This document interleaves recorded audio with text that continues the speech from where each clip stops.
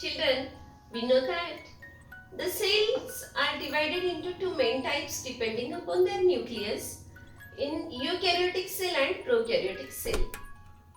Children, we know that microorganisms, some microorganisms grow on the bread or chapatis, bhakris if they are kept aside for 2 to 3 days.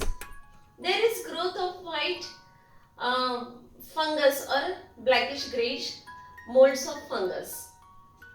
These molds, these fungus as well as algae that grow on pond, in the water of pond, they are multicellular because we can see them, and these are multicellular, whereas bacteria, viruses, protozoa, they are unicellular. We cannot see them with our naked eyes. We make the slides of these microorganisms and we see them under microscope. Now, these microorganisms, they are prokaryotic cells. They are having prokaryotic cells. And let us see which are the parts of prokaryotic cell. It doesn't have so many organelles like eukaryotic cells, plant cell and animal cell. But these membrane bound organelles are not present here. But these prokaryotic cells are having some parts. Let us see those parts. Cell wall, plasma membrane, nucleoid. Not proper nucleus, well defined nucleus, but nucleoid is there. Then cytoplasm, ribosomes, plasmid, flagellum, it is tail-like structure present here, and capsule, it is thick-walled structure that protects the inner parts of that prokaryotic cell. Now, let us see the sizes of some microorganisms. I have told you that these are very minute in size. That's why they are called microorganisms. We cannot see them with our naked eyes. We need microscope for them. Paramecium. For observation of paramecium, we need microscope and its size is about 100 micrometers. Then bacteria of typhoid. The causative agents of typhoid, that means bacteria are Salmonella typhi, Salmonella paratyphi, and then again A, B, these are the different subtypes of Salmonella typhi also. Then 1 to 3 micrometer size is there of this Salmonella typhi or bacteria of typhoid. Then poliovirus. I have told you that viruses are ultra microscopic. They are very minute in size, and this poliovirus is having 28 nanometers size.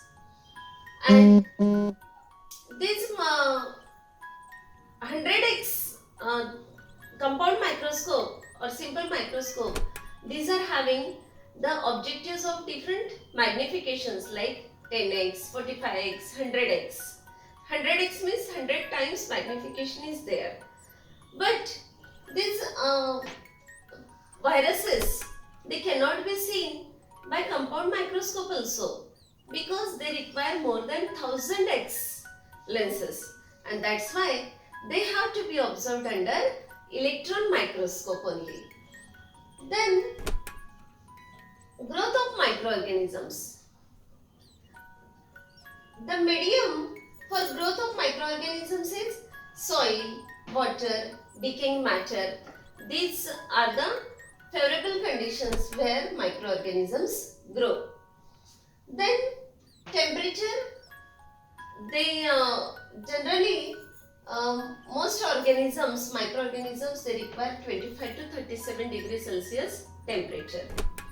But for also for nutrition, they require specific nutrients For example, algae, they require chlorophyll as well as oxygen.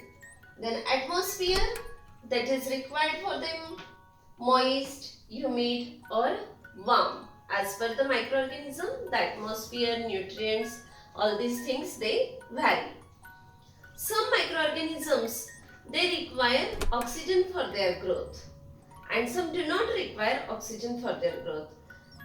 Those require oxygen, they are called aerobic, and they require aerobic conditions are required and anaerobic conditions are required for the microorganisms that do not require oxygen for their growth.